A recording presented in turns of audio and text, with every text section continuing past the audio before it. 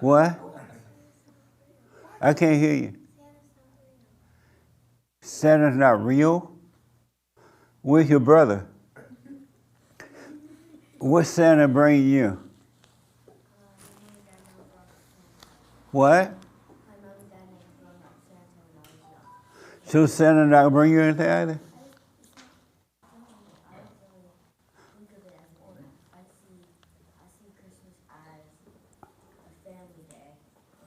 A family day?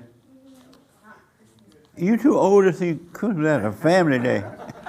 That happens when you get old. You see Christmas as a family, how old are you? 11. And you see Christmas as a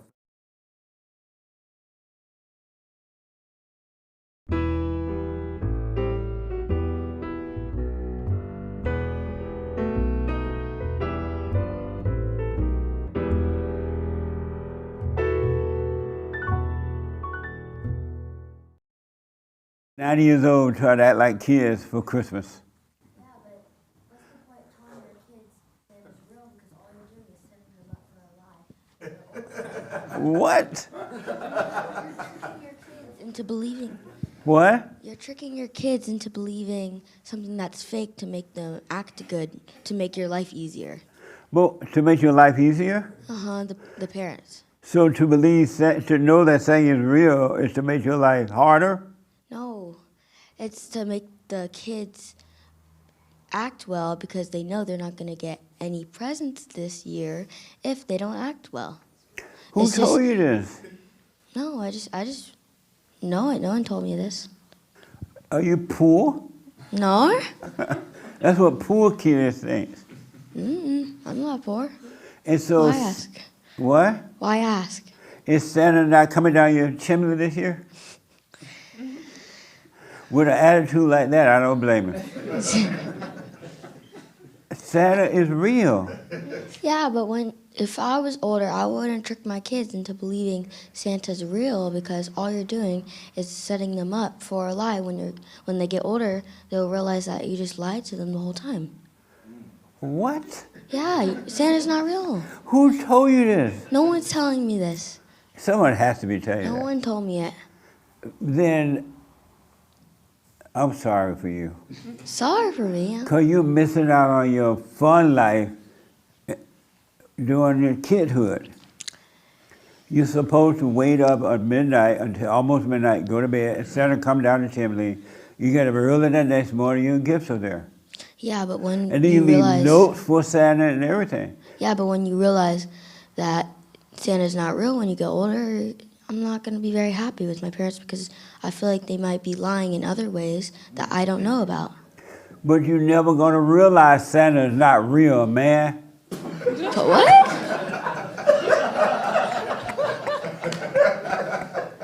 I haven't realized yet that Santa's not real. Pardon? I still believe Santa is real. I know he's real. See, I don't like when parents do that. They, like, they'd be like, ooh, Santa's real, and then Elf on the Shelf, like, a creepy doll in your room, nah. What happened to you? Happened to me, nothing happened to me. Are you from America? Mm-hmm. Well, we don't think like that in America, man. Oh, I'm not America. Evidently. I'm not, I don't follow the crowd like you say. Evidently. Pardon? Evidently. Apparently. Apparently? I'm confused. What? There is a Santa. He's white. He has a white beard. He rides in a, what do you call this thing? Sleigh. And he has reindeers and everything from the North Pole. Sometimes I see black Santas in Target. But they're in a wheelchair. A wheelchair? They're helpless. They're in a wheelchair. Yeah. See, like the cookie thing. It's not real. You're just tricking yourself. The what? It's just tricking. The cookie Can you thing. get to the mic? You're just eating. The parents are just eating the cookie to make their child feel good. What's not real? That Santa eats the cookies. That you leave him out. Santa's. He does eat it. Why do you think he's so fat? fat enough. He's fat. He probably. You're fat off of. People get fat off of eating 3 burgers a week, and Santa's eating millions of Santa cookies. You have an issue. I mean, it's a little fun thing, but It's a big I don't see fun the thing. point of it for me. And now you have your sister believing the same thing. She never believed it either. My mom and dad never brung it up to us when we was little. We just acted like it was a family thing. I used to not know about it. I never knew Santa was a thing until I started going to school. And then I asked my dad, and I think my dad told me that, no, I don't, what you say. But he never introduced you have us. abusive parents. Abusive? How is that abusive, though? They took Santa away from you. Santa's not a thing, though. It's just lying. I wouldn't be happy when I'm older if they were lying to me the whole time just to make me act like a good kid. You should be working on yourself. You shouldn't be trying to get something for what you're supposed to be doing. And what made you think once you get older you're going to believe Santa wasn't real? I'm not going to believe Santa's real. But if you knew he was, as a kid, you knew Santa was existed, right? Real. And then why do you think when you get older you're going to think he doesn't exist? What? When you get older, you're going to know Santa's still around. I know, but I'm not going to be a part of that because I know Santa is not a real thing and you're just setting your kids up. So you're not getting any Christmas toys? Christmas toys, that's from my family. They're gifts. I wrap gifts and stuff. What? No. I wrap gifts. Santa doesn't wrap the gifts.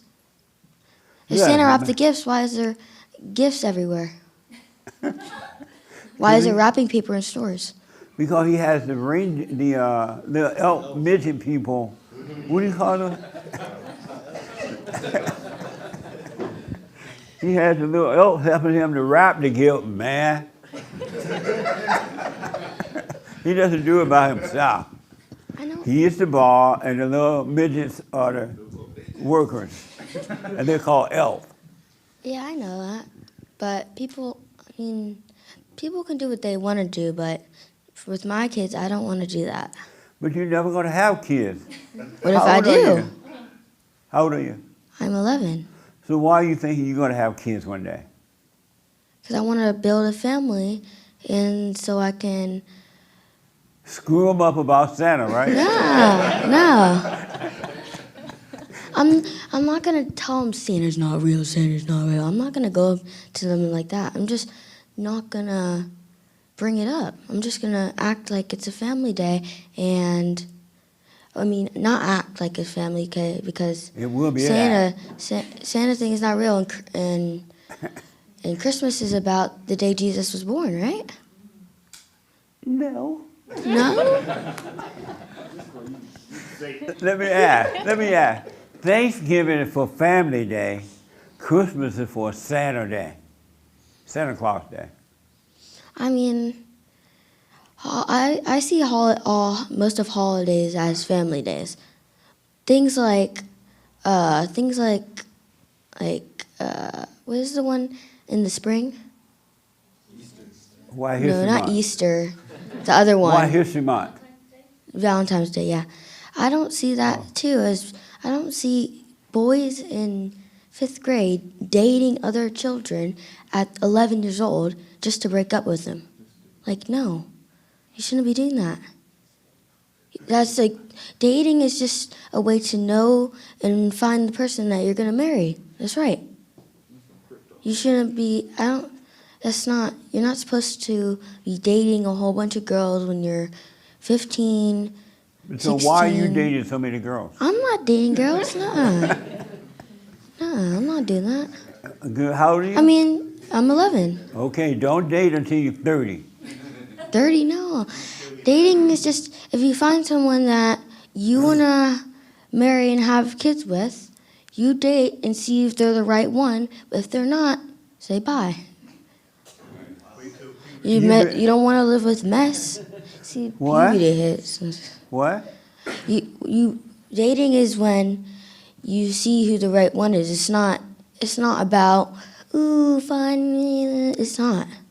It's about find the one right for, yeah.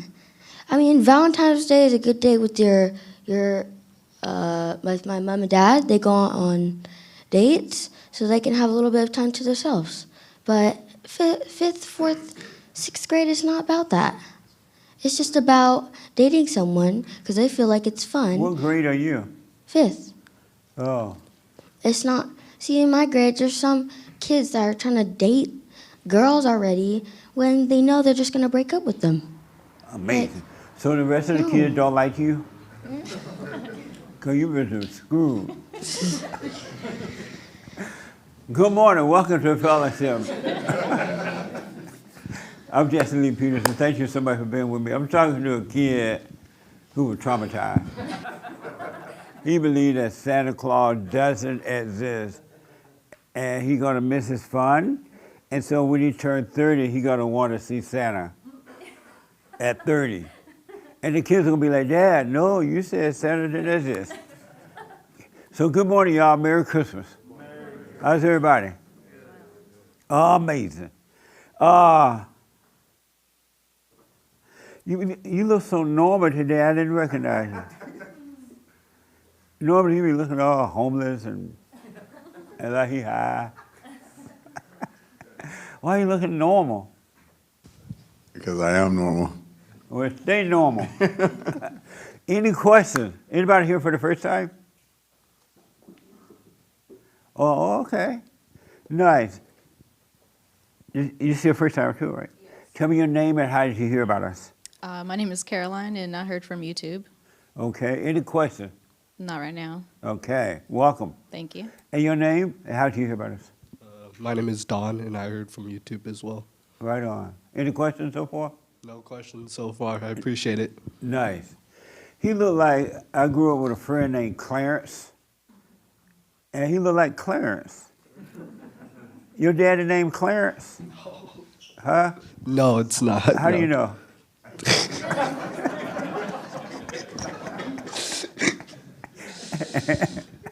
Well, welcome. You look just like him, man. Is that a compliment? Or? Yeah. Okay, thank you. No, I he's a appreciate good guy. Thank you, thank you. Yeah.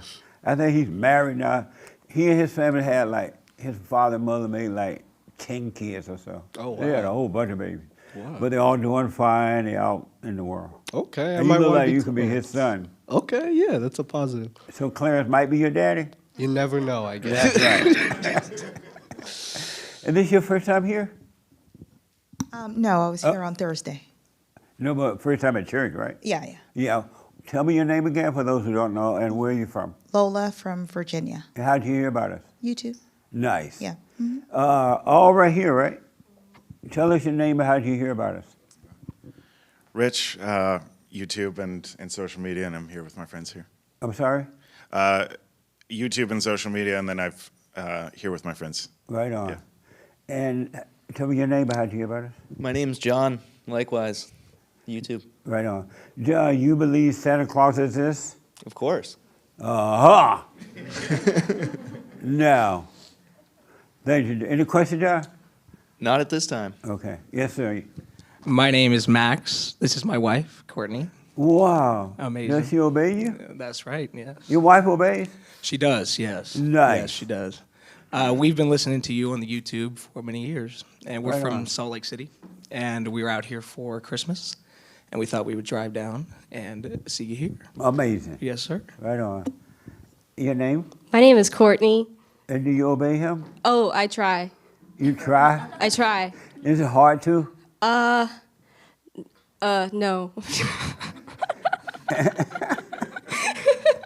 You go sit next to the guy that doesn't believe in Santa. So is it hard to obey him? I would say I don't think so. You don't know yet? No, I don't think it's hard to obey him. I think it's hard to not think thoughts. It's hard to what? To not think thoughts. Yeah. Amazing. That's what I struggle with. You're right about that. Well, welcome. Any questions? Not at this time, no. Okay. And this is your first time? Yes, this is my first time. And what's your name and how do you hear about us? My name is Alex. Heard about you from my friend Max. I think I've seen you on Instagram a few times. So Right on. yeah, very familiar face. But I was Well, all black people look the same. well, maybe. You may have been looking at Leroy and you thought of me. Okay. Well, welcome, buddy. Thank you. Is Appreciate that it. your wife? No, this is not my wife. I have no idea who this person is. Seems like a nice woman, though. Thank you for having me. What is it like sitting next to a stranger? She's been very pleasant so far. It's only been a few minutes, but Well, keep sitting there. You'll find out. all right. Thank you, man. Welcome. Okay. Okay, it's the end of the year, and I have questions. What was the theme from this year for the congregation? Do you remember? No. Oh, okay. You know what the theme? Mr. Scrooge? Did you have your hand? Yeah, I did. Oh, okay. What was the theme this year? Was it to work on your thoughts? No, No. but that's a good thing, though. What was the theme this year in the hat? Yeah. I'm not sure. I'm sorry? I'm not sure. I can't hear you. I'm not sure. But you were here. That very first day of this year, you were here. Yeah. Amazing. The young lady next to you. What was the theme this year? To my memory, I remember you talking about the beginning of this year about being serious and getting serious, but I don't remember the rest after that. Lord Sorry. have mercy. Y'all have not worked on yourself. Right here. What was the theme this year? I know you know. I remember each weekly assignment, but I don't remember the theme, the overall theme. Really? Yeah, I take each week by week. Let me ask some white people. Those are black people for the record. They didn't know the homework. Do you believe that's your brother, right? Your brother that don't believe Yes. Santa Claus. Do you believe Santa Claus exists? I did when I was younger because my Thank grandmother was so crazy about it. She would like try to convince me in little ways. Right on. But at the same time, like, I'm glad that my dad didn't say, yes, he's real and try to convince me in all these ways, because I don't think I would have believed in Jesus or God or taken anything else serious. So I did appreciate the fun of it. I did appreciate all of the Christmas magic, right? But at the same time, it's a hard decision to make. So I'm not sure on that. Really? It's funny, when I was a kid and Christmas came, it was just Christmas. And we knew Santa was coming that evening, that night. And we got ready for it. It wasn't like explaining to us that it wasn't or was, or when you become older, you may think this or that. It was just fun. It was just Santa. Amazing. Did I see your hand about the theme this year? Anybody? Yes. If I remember, I think it was to want for nothing. What? To want for nothing. Absolutely. Somebody was in that class and they remember it. And so the year is ending now. What you learn from that about yourself? That I want a lot of things, and when I get those things, I still want more. So I'm never really pleased or happy with it. Right. Versus wanting nothing or trying to want nothing, I've learned to just become more grateful for what I have. Amazing. So the theme this year was to want for nothing. Anybody learn anything from that, wanting for nothing? Nobody. Oh, Raymond did, thank God. Raymond, what did you learn about yourself concerning wanting for nothing? That I'm tempted to want for something, and I must be aware of that, because that's the only way one can rise into wanting for nothing. By being aware that you want for something? You must be aware that you want for something. Do you know what you want for without being dirty or anything? Just to be a better person. And what is a better person? That person that's honorable, honest and committed to what's right. Why do you think that's a better person? Because I remember, as far as I remember, I was anything but a better person. And are you a better person now?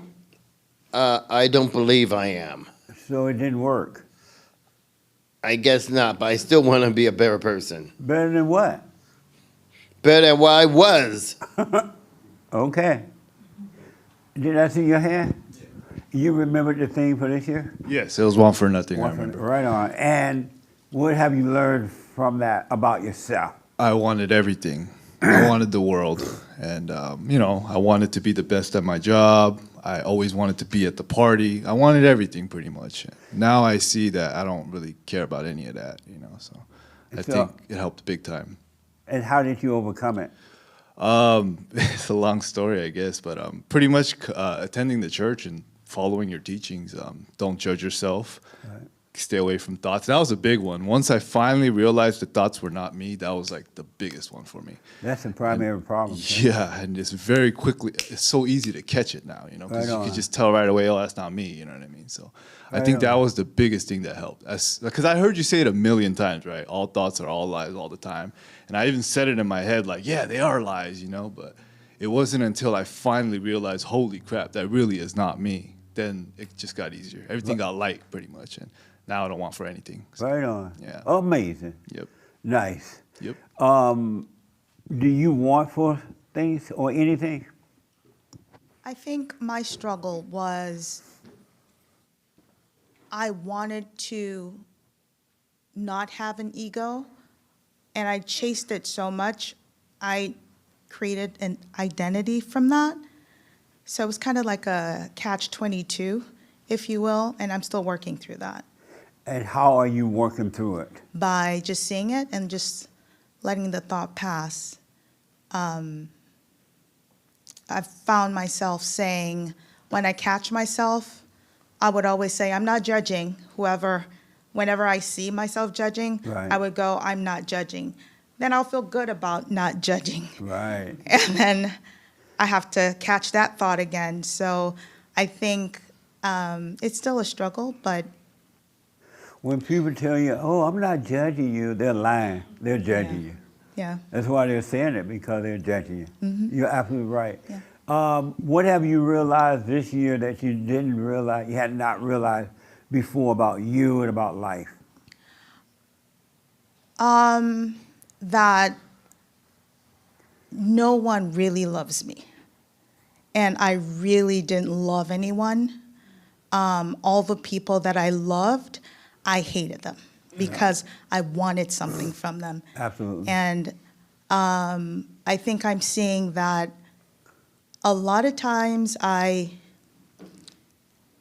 thoughts would tell me I'm there, and then I see the evil in that, and it's like there are depths of evil in me that I keep catching, and I just need to be present at all times. Have you start to see how wicked and dirty and conniving you really are? Yeah, it's scary. It's interesting, huh? It's really interesting. It's scary. Look around the room. All you see are wicked, evil. Look at the devils. Yeah? All these devils right around you. Isn't that amazing? It's amazing. It's amazing. It's amazing to me how wicked human nature is. Yeah. It pretends to be something else. Mm-hmm. Are you happy to see that about yourself? It's amazing. I like I was saying before, I lost everything.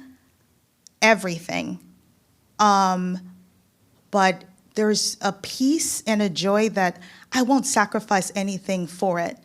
I see that I held on to things that weren't even mine to hold on to. And now that they've broken off, I don't ever want to go back to that again, ever. So when you say you lost everything, are you saying material thing too, or just people? Oh, material things, people, family, everything. Amazing. Amazing, yeah. And you okay with that? I'm perfect. And why are you okay with it? Because I see the love in it. Oh. You know what I mean? I loved them, but I was killing them with my love. And now that I don't, they could come or go, I find myself loving them even more Yes. through it. Absolutely. So it's amazing. That's all I could say. It's amazing. Right on. Yeah. Yeah. Nice. Yeah. Thank you. That meeting Thursday night, without going into it with the women, was amazing, huh? Amazing. That meeting Thursday night, I wish you guys could have dressed in drag Yeah. and been there. It was amazing. It really, really was. Yeah. It really was. Yeah. Amazing. Do you remember this year's theme? Yeah, I knew it was, One for Nothing. And so, what did you get from it? Well, I think in different ways, you have brought that with the assignments and the biblical questions, like drop morals and values. And Did you drop all your morals and values? Oh, yeah. You have none now? I wouldn't say I have none, but I'm in the process Well, of... you didn't drop them all then. I've let Why go... you didn't drop them all? Well, I've let go of my grip of having an idea of what they are or okay. identifying with it. So when they come up, I still, training my mind to remember to let it go. But all in all, I've let go of holding on to things or thinking that they're right or wrong and all this intellectual stuff. So I've done that for sure. And so do you feel freer now that you're Absolutely. not wanted for anything? Yeah, because a lot of the wants bring guilt, excitement, or shame, or pleasure, and you're still not satisfied. Right. So when you let those things go, you feel freer of not having to worry about that kind of stuff. Amazing. Nice. Right here. What did she say? The lady in black. That she was able to love her family once she stopped loving them so hard, which made her love them more once she kind of let go of that. Okay. Anything else?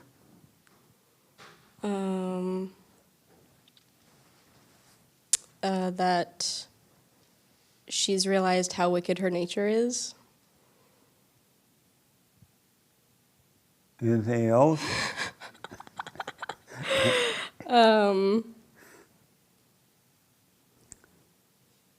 That's what I remember. That's what? That's what I remember. her Right saying. on. And do you want for anything? At this point, the only thing that I find myself wanting is to be in complete harmony with my husband. Meaning what? He never wants to fight with me, so I should not start fights. And so you do start them and he doesn't react? No, he doesn't react. Right on, man. And how do you feel when he doesn't react to your arguing? It makes the part of me that wants to argue with him, it makes that part very angry. But me, myself, I feel very apologetic and embarrassed. And I feel very fortunate to have somebody as patient and as level-headed as he is. And so do you, when he refuses to argue with you, do you stop? It takes a second. I'm getting better at stopping it, but he will tell me, like, you can stop at any time. You can stop being upset at any time. I am not offended. I'm not upset with you, but you're not acting like yourself, and I'll wait till you're done. Wow. You're blessed to have a husband like that. I know. What a mess. I know. Wow. And so why do you cry right now about that? Because that's the only problem that I have in, it is a problem for me to not be in complete, I want us to be on the same page 100% of the time. I never want to start fights. I never want to be in contention. I want to be part of him. You never want to be what? The last thing? Part of him. I want to be One with close, him? yes. Why don't you drop your anger so it can be that way? Well, that's what I'm working on. You're working on dropping it? Yeah, I've been working on forgiving. My dad is the one that I have to forgive. You forgave your mother already? Yes. I You did. told her? I did. And what did she say? She agrees that it is hard to forgive my dad, but it is something I need to do. Your mother agreed that it's hard for you to forgive your father? Mm-hmm. What does that mean? Well, that means that... You went to the devil and the devil told you that?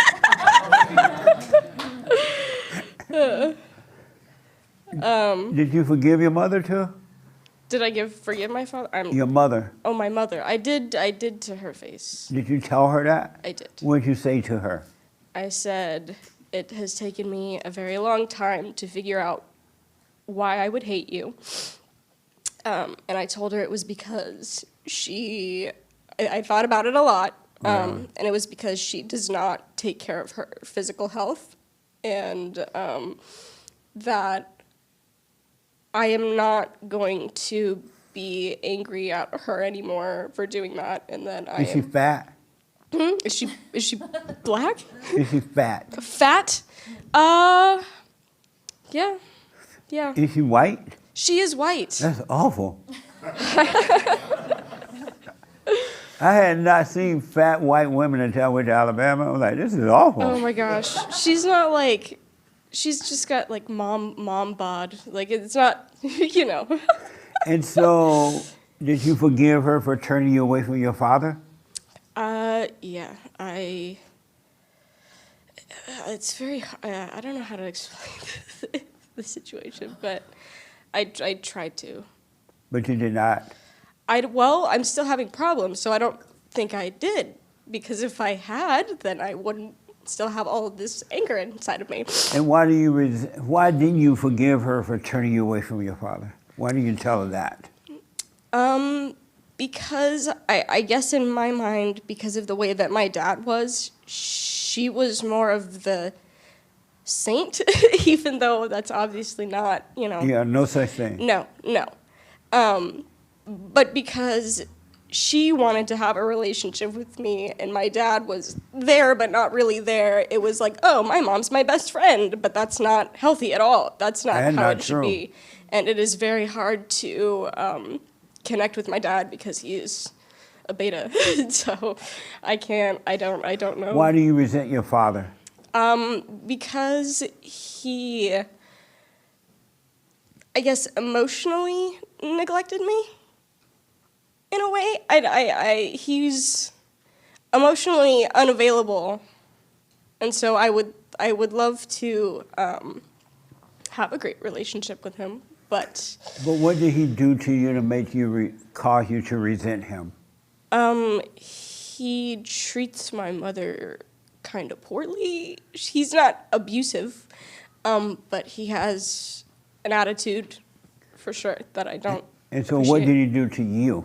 To me? Yeah, to make you resent him. I mean, we would fight a lot when I was 14, and him and I had many screaming matches, one of which ended with him like slamming my head against a table. Nice. So there's that. I didn't really. Now you're trying to get your husband to slam your head against the table. No. Yes, you are. You tempted him in the same way your mother tempted your father. I see that in myself a lot. Because you become just like your mother. I know. I talk to him like my mom sometimes, and I have to like, okay, this is not me talking. This is my mom talking. Right. Like I have to reel it back. So the reason your father treated you that way because you just like your mother, and you were treating him the way your mother treated him. No love, no respect, going off on him because you became like your mother, and your mother caused you to resent your father because you see him through your mother's eyes and not your own. Yeah. So that's why he slammed your head against the wall. Because you treated him and talked to him just like His the wife. same spirit that's in your mother's in you. Mhm. You are wrong. Yeah, I am wrong. You should apologize to your father and ask him why did he protect you from your mother. Okay, That make sense? that does make sense. Because you treated, he was trying to love you, but you Mhm. identified with your mother and couldn't help it as a kid. Mhm. And you treated him the same way. Yeah. Yeah, You owe him an apology. I will apologize to him. Does that make sense? That makes yes, it makes perfect sense. Because fathers love their children, Yeah. and when they leave the mother, but the mother make the children think, Mhm. your mother is not an angel. I'm Your aware. mother is. I'm aware. You want me? You know how you know how I know that your mother is not an angel? How? You're just like her. Yeah, When you are looking at yourself, you see your mother. I do. So you got to forgive your father. Hey, Father, Dad, I'm sorry for resenting you. Mhm. I didn't realize I identified with my mother. And be honest with your mother. You turned me away from my father. Yeah. So you can forgive her as well. Okay. You have any kids? You guys have kids? No, we don't. Not yet. Thank God. Yeah, I know. No, I'm trying to fix this before that. Yeah, absolutely. I don't want to mess them up. So now you got to forgive your mother and your father. Yeah. Your father didn't do anything to you. Okay. He was just weak, but you don't have a right to judge him for being weak. He couldn't help himself. Okay. That makes sense? Yes. What a mess, huh? Yeah. Yeah. Are you doing the prayer, the silent prayer? No. No. When they go, that means no. Why not? Why you're not doing it? I've listened to it maybe once or twice in passing when we're talking about this problem. And I don't know, I just forget. I just forgot. I forgot it existed. I do the Lord's Prayer, but that's not. You do what? The Lord's Prayer. What's the Lord's Prayer? Our Father who art in heaven, Oh, hallowed be thy okay. name. Yeah, do both. Okay. All right. What is it like seeing how evil and nasty you are? And you're surprised your husband would even bother to marry you. It makes me feel. I think it's just the way that things have been for so long, and I desperately want to. Because I don't think there's a way for me to have, like, a man's brain and think in the way that a man does, because men are all love all the time. Right. And women are more. Well, men who have mama's spirit are not love. They're just like a woman. Yeah. But the way that you become to be like a man, to think like a man, is when you stop resenting your father and your husband. You drop all the resentment for men. Then God is going to renew your mind, and you're no longer going to think like that angry female. You will think like a man. You will have a clear mind. That's how you get it. But you got to drop the anger. That's what I want. Well, you stay with it. Have you threatened to? How many times have you threatened to leave your husband? Never. You never threatened? Like, if you don't argue with me, I'm gonna leave. No.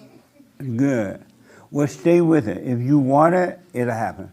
But you gotta stay with it, And the devil and those spirits inside of you are gonna have a hissy fit. Because they don't want to leave you. Yeah. They're gonna be like, oh, this and that. Who are you, by the way? Who am I? Yes. Like my name? No, who are you?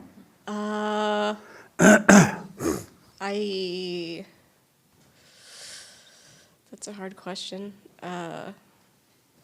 I'm Max's wife. I don't know. Speaking to the mic a little bit.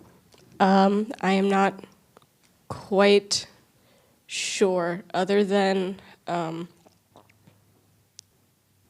to be Max's wife. I don't know. I don't know. I think I am,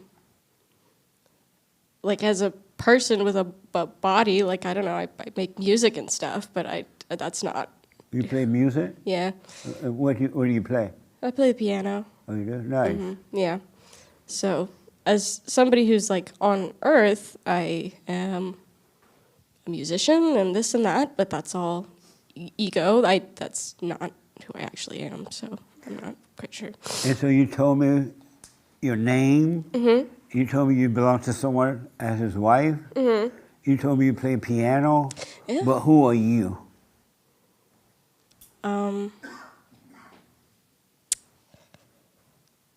An extension of God. Yeah, that's what you think.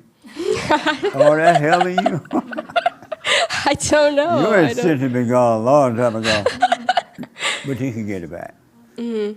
But who are you? Did you know you didn't know who you were? Yeah. You knew that already? Yeah. Before now? Yes. Oh, good. And so why haven't you discovered who you are? I don't know. Too many thoughts, I'd say, are the main problem. If you don't practice being aware of those thoughts, how will you overcome them? If I don't what? Practice being aware of the thoughts. Mhm. How will you overcome them? Well, if you don't practice being aware of them, then you won't overcome them. So you're not practicing overcoming the thoughts. Not well enough. And why not?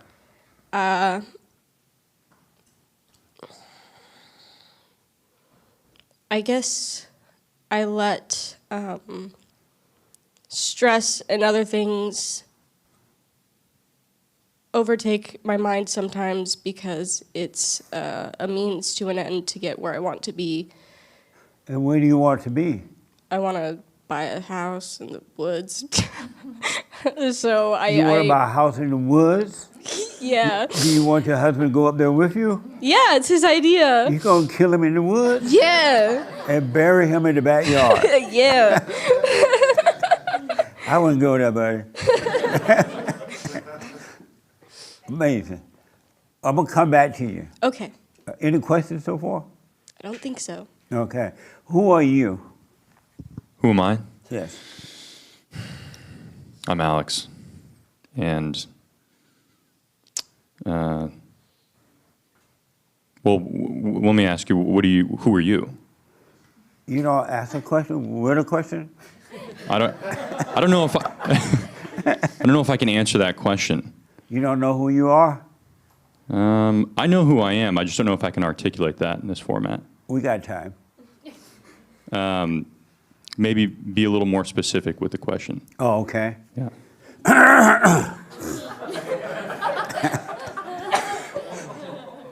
Who are you? I'm a sailor.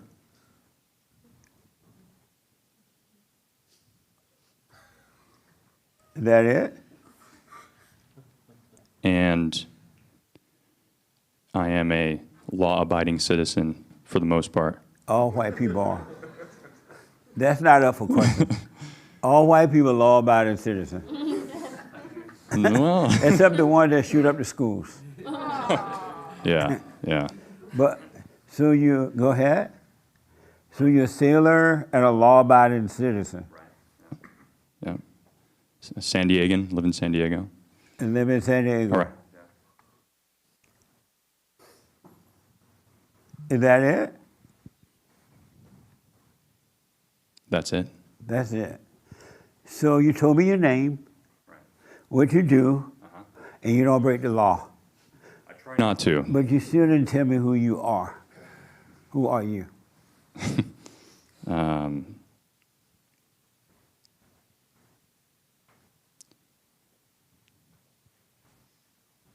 I'm not sure. You're not sure? Why not? I think maybe I'm still figuring that out. Yeah. And did you just start figuring it out? Or No, no. And what have you come up with so far, other than that, what you do? What did I come up with? Yeah. Have you figured out anything as far as who you are? Yeah, I mean, like what's important to me? I think it's important to do things that you're passionate about and things that you feel fulfilled in. I think it's important to have some adventure in your life and try to enjoy being here as much as you can. You a passionate person? I'm a very passionate person. Babe. What's that? Why are you passionate? No wonder you don't know who you are. I'm a passionate person. I enjoy, there's just, hobbies and things that I'm passionate about that I enjoy doing, and I feel fulfilled in doing those. But how do you know you feel fulfilled if you don't know who you are? Well, I mean, I think, I think life is all about trying to figure that out and learning new things and trying new things to figure out who you are and what that is. And where did you get that from? That idea? That I've just gotten from experience. From Jesse. who? Just from experience. Oh, I see. Yeah, from experience. So then why you're not satisfied? I'm not satisfied. That's Why true. not? You're a sailor. Yeah. You got a name. Yeah. You passionate. Yeah. And you go-getter. And Yeah. you live in San Diego. Uh-huh. Yet you're not satisfied. Why not? I wouldn't say my goal is to be satisfied. Oh, you don't want to be satisfied? I don't know if I want to be satisfied yet. I You think like being miserable? I'm not miserable. You're not satisfied? I'm not satisfied, but Then I'm not you're miserable. miserable. No, I'm not miserable. Are you satisfied? I'm not satisfied. Then you're miserable. Yeah. Why don't you have perfect peace? Why do I not have perfect peace? Yeah. Why do I not have perfect peace? I don't think I want perfect peace. Oh, okay. I understand that. Most people love their misery. They love their hell. You love your hell? Well, if you define hell as the current life that I'm living, then yes, I do. I enjoy my life. Yeah, I do. So you love your hell? So then, if that is your definition of it, then yes, I do. So you love your hell? Yes. Okay. And these are your friends? Yeah. Oh, good. Yeah. What do you think about the fact he loved his hell? It's miserable. It's miserable. And why? For him. Have you told him that he should stop loving his hell? I haven't, no. Why not? It's a good question. Not too sure about that. Speak it to the mic. You knew that he loved his hell before now? No, this is the first I'm hearing of it. Oh, really? So you guys don't talk about real stuff? I don't know him that well. Candidly. Oh, you're the friend. These are my friends from Utah. I've known him since we were 8 years old. Okay, so these are your friends. Yes, and vicariously I'm the they adult were to friends. this. Yes. Yeah. Did you know he loved his misery before now? It seems like he enjoys it. Yes. So you knew he loved his misery? I don't. I think that there is a habit that people get into of misery being the baseline and just being complacent with it. And I think that is yes, but I don't think that's him specifically. I think that's a lot. Now?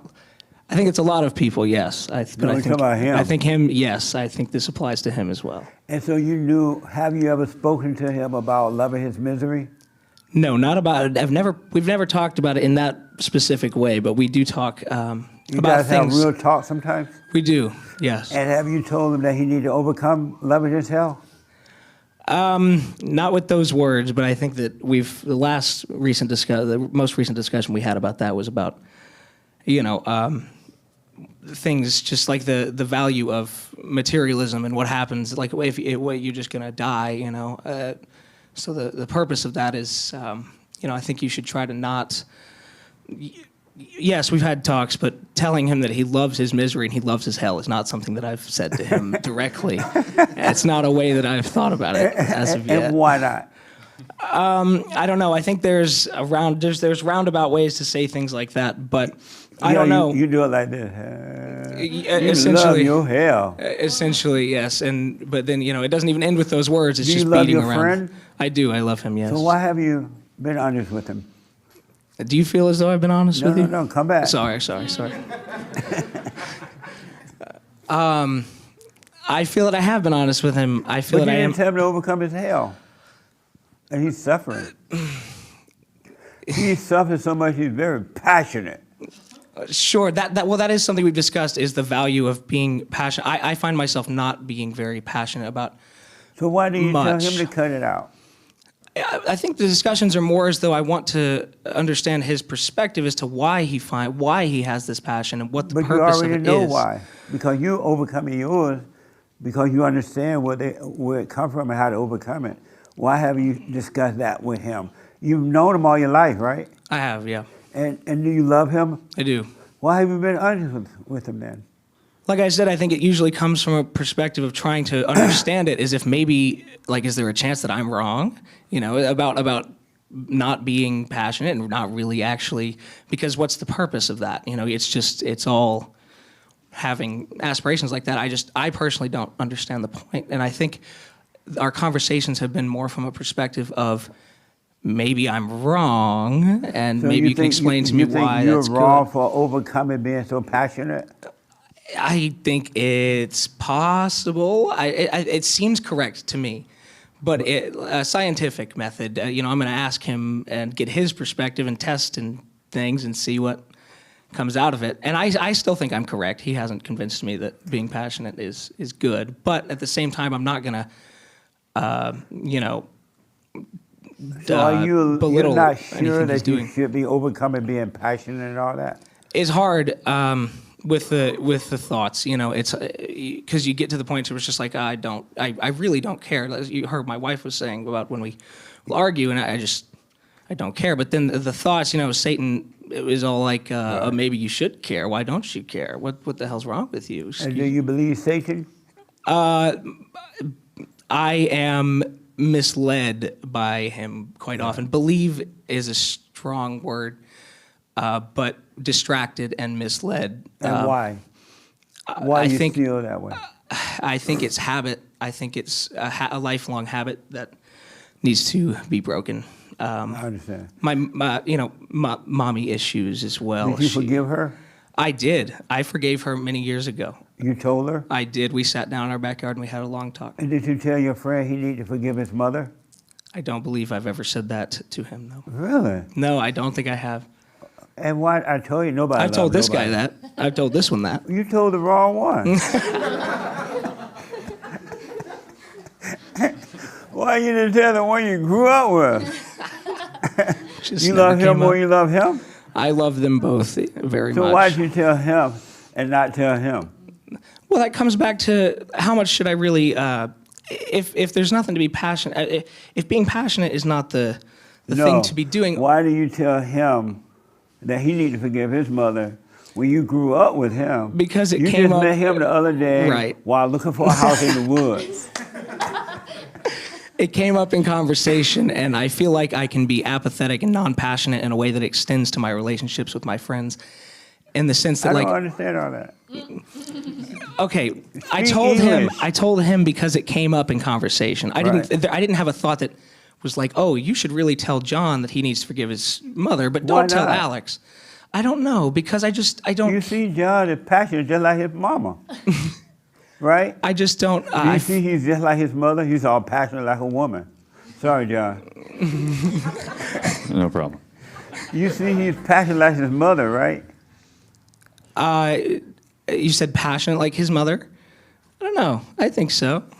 I'm sorry? I think so. I don't know with him that. So why well. do you tell him he needs to forgive his mother and that it's abnormal to be passionate? Because it didn't cross my mind. But and it I did don't, with him. Because the conversation came up. You see what I'm saying? I know, but why do you bring it up? He thought he was doing the right thing. It's a lack of worrying about what other people do with their lives. Oh, but you worry about his. It's something I mentioned to him. But you worried about him. I worry about my friends sometimes. But not about John. I worry about. Well, I don't see him as much as I'd like to, but so you don't care that much about John. I do. So that's Alex. This is John. I mean, Alex. Yes. I don't know. I don't find myself caring and then there's the thoughts. It's like maybe you should care more. I get those thoughts that tell me that I should care more, but then it's also at the same time where these about everybody, even your enemy.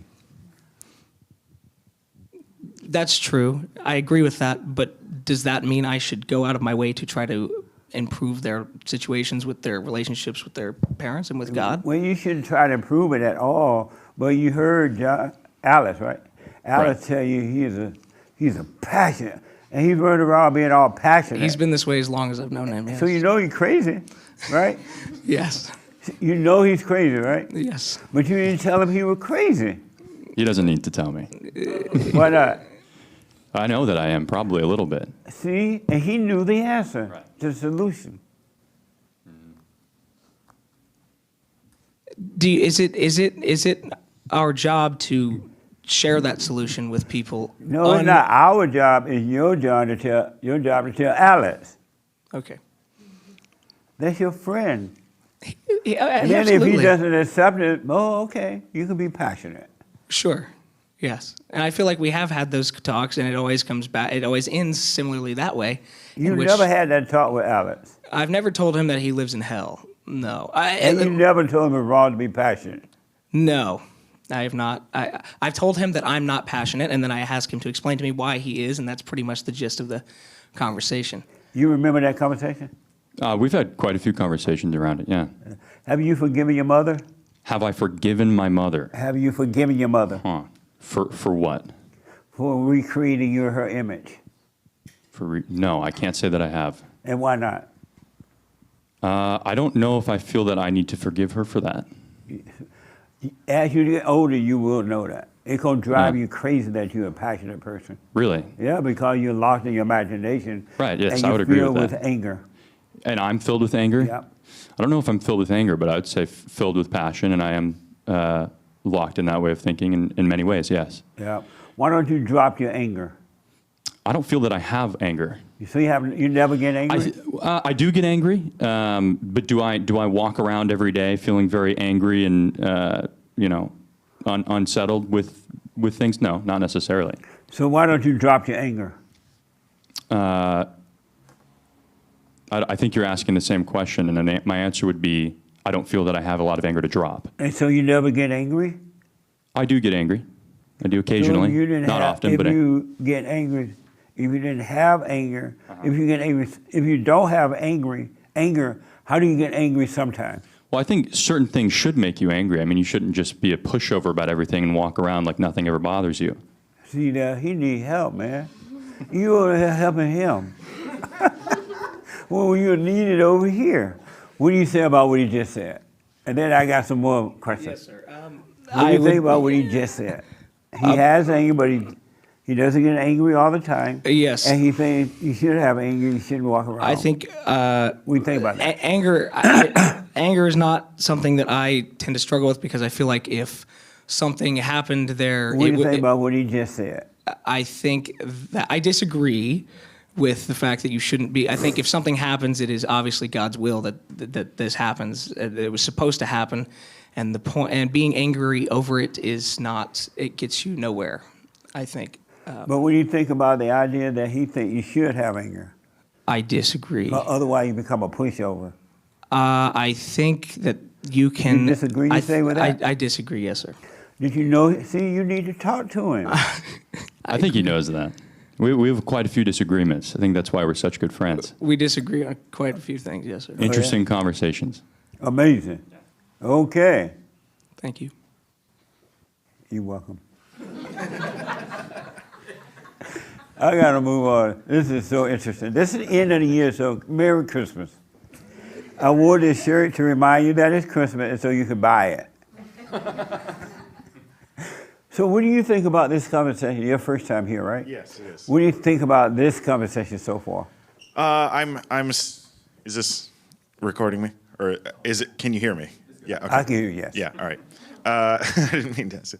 Yeah, it's very interesting. I see where you're coming from. I see where they're coming from. And I'm trying to take it in and apply it to my thinking, my understanding, yeah. And do you have anger? No, I don't think that I do. It's not something that I really experience. And so you never get angry? It's more of, it more ends up being disappointment or sadness or anxiety or something like that. I don't really think about being angry that much. Oh, you don't have anger, you just get disappointed. Yeah. Sad. So anxiety. Yeah. What's wrong with you, man?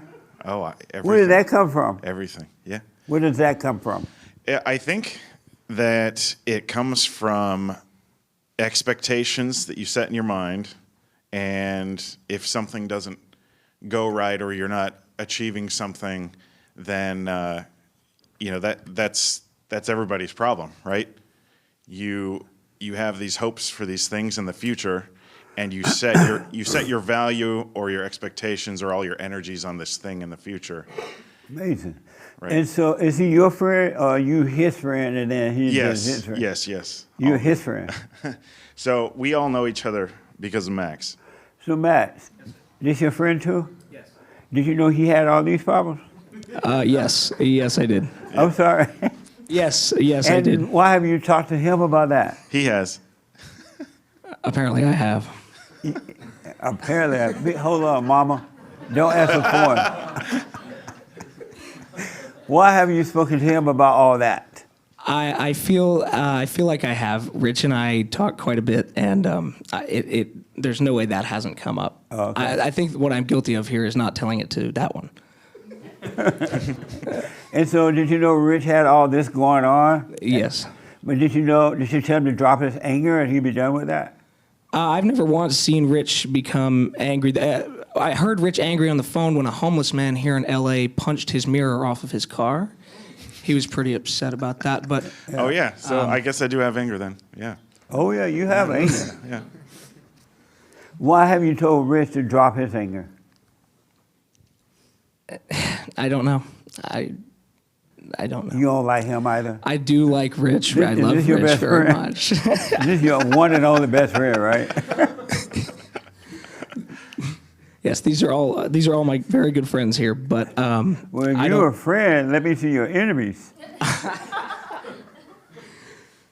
Yeah, I like I said, it's hard for me to separate being passionate about something from caring about what other people do with their lives, even my friends. You know, there's like they have their own, they can do whatever they want. Right. That's true. But at the same, and it's hard to be, so do I be passionate about my friends forgiving their mothers and dropping their anger, or do I just, do whatever you want, Well, you don't need to be passionate about it, but when you're around them and you see they're acting out, so how do you define, or they're depressed and worried. What's the difference between caring and being passionate? What? What's the difference between caring about it and being passionate about it? Are these two different things? Like caring what they do versus being passionate. Do you care what they do? Not really. But then you see that they're passionate, right? Yeah, some of them. And is it good to be passionate? No. So why have you told them that? Mainly because like I said, I feel like they can and should do whatever it is that they want. But they don't know it better. None of my business. They don't know. They've been living in a dark world. They don't know. And by just pointing it out to them, at least you give them something to think about. Yeah, I agree. That makes sense. Yes, as well. I brought them here today, and here we are. I feel like this is one of the best possible ways I could point this out, is have it come from you. Merry Christmas. Merry Christmas to you as well, Jesse. So one last thing, then I got to go here. How do you feel knowing that he loved you more than that he loved anybody else? I don't know. I don't think I was aware of that before today. Did you know he was not helping anyone else but you? No. Yeah. Isn't that amazing? Really is. Do you still have anger? Maybe. Do you? It's a possibility. Do you? What's that? Do you? I'm not sure. Do you have anger? Yes. And why haven't you forgiven your mother? Haven't thought about that a whole lot. Did he tell you? I don't believe so. He's saying that somebody lying. You told him? Yes, I remember. Let him have the mic for a minute. Yeah. Yes, sir. Yes, I told him once, maybe twice, many years ago. And Back when I first started watching you, I told him this. And what did he say when you told him to? Or suggested that he does? What did he say when I told him that he did that? Yeah. That he needed to forgive his mother. There wasn't much to say. It was just it seemed to me to have resonated with him. It didn't seem like he didn't say, no, I don't need to forgive my mother. It was more of just a. Okay. You remember this? I don't know if I do. Well, if he doesn't remember it, then that's, it should have been guys smoking better. a joint at the time? We were. You were? Yes. Well, no wonder. We were inebriated, quite inebriated, yes. Well, that didn't work, man. He was too high. He didn't even remember you told him. I did not realize that, no. Amazing. But anyway, I want to move on, but I want to come back to you guys. And I want you to think about this, that any man that has anger is a woman.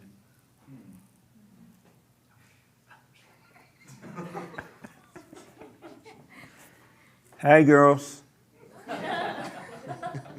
Did you know that? No. Did you say it was normal for a man to have anger?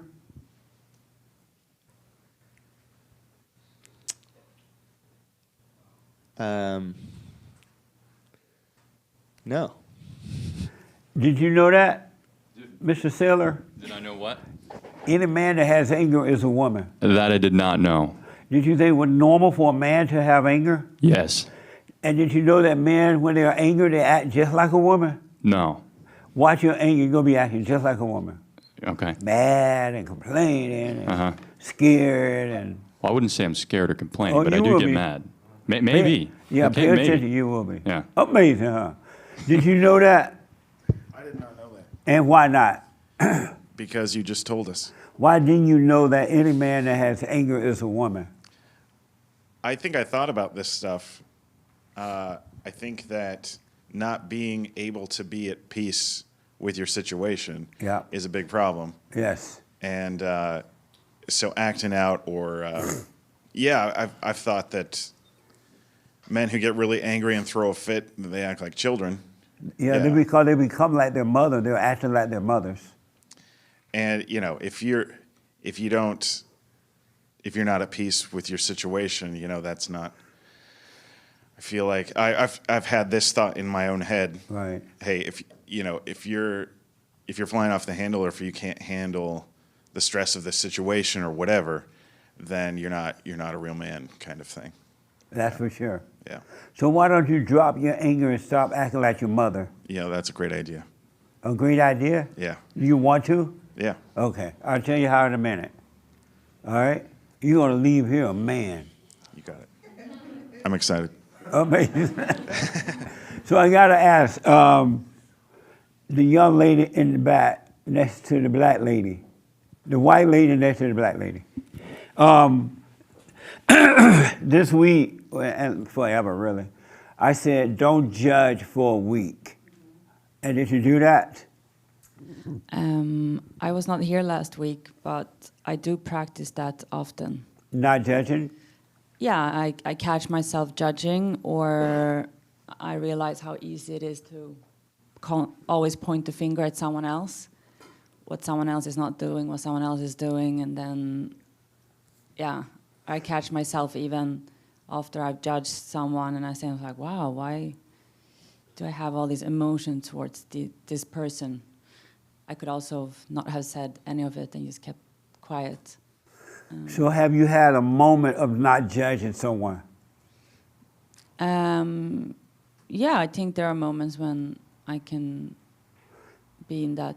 And what were those moments when you were in a situation or you saw a situation? What was it like for you not to judge? I think it's very peaceful, but there's also, and that's something that I realize with a lot of situations and the emotions that I have around any kind of happening is that at times kind of the ego or my mind is trying to trick me that it's kind of boring, because it's very peaceful, and that's what a lot of the things that we come back to, that you get a thrill from all these emotions, right? So sometimes just being being quiet can feel a bit boring. So this is not a test, it's just end of the year test. You don't get a grade for this, all right? But it is, I want to see what happened this year, because next year, y'all not going to be able to handle what's going to happen this year. If you can't handle this little stuff that's been happening this year, you're going to hate me. Really, you won't bring me any more apples. What was, do you judge yourself? Yeah, all the time. And why? I don't know. I think it can be a combination between how I was brought up by my parents to, of course, how I'm conditioned by society, and then that it's very easy to kind of obey my ego and my thoughts. When you hear all these young men saying that men without knowing that they act like their mothers, they don't know they're saying that yet. What do you think about this when you hear it? Yeah, I mean, I think that a lot of men doesn't think that they act like women, and they think that sometimes the anger is necessary, and that is also, I think, sometimes taught that it's masculine to have anger. It's not at all, but okay. So like when you judge yourself, you do judge yourself sometimes, right? Yeah. And who are you judging? I guess it feels like myself because I've identified with the ego and my behaviors and my thoughts. So I think that it's me, but it's not really. It just feels like it because I've identified with it, and I'm still overcoming that. And why not drop it after all this time? I mean, it's a very good question. And I think it comes back to even the same thing with emotions and any kind of emotional reaction to anything that's happening outside of you. And I think sometimes I just, get, maybe forget the peace. You forget the peace? You can't forget the peace if you have it. Maybe. I don't know. Sometimes I feel like when you, I'm in a peaceful state and then I get kidnapped by something, like a thought kind of kidnaps me, and I go on an emotional roller coaster for a little bit, almost like having a high or being drunk, and then you come back to sobriety. And I think in that roller coaster, sometimes you forget, if it's a really long roller coaster, you kind of forget. It takes longer time to become sober again. Amazing. Do you practice being present at all times? Not at all times. And but why not? Again, I think sometimes I forget. Yeah. Do you know the greatest and the worst, the number one mistake that any human being can make? Of all the things you can do and all the mistakes you can make in life, the worst one is to forget. Yeah. You don't ever want to forget to be present. Yeah. That's why God said, pray without ceasing. And what he means, you got to stay present at all times. Otherwise, the devil will work you overtime in your imagination. Yeah. Because he works in the thoughts. Yeah, and it's like... So why do you forget? And when I'm saying forget, it's just more that sometimes, or I'm not, fully paying attention. And why not? Do you love your hell? I guess so, yeah. Oh, you do love your hell? There's definitely moments of it that I guess feels the illusion of fulfilling. And so you feel fulfilled at time with your hell? Like the illusion of it, like the illusion of being right or winning a fight or whatever it might be, something that makes me feel good or feel like I've completed something. This is why people can't overcome their hell. They love their hell. Most people love their misery.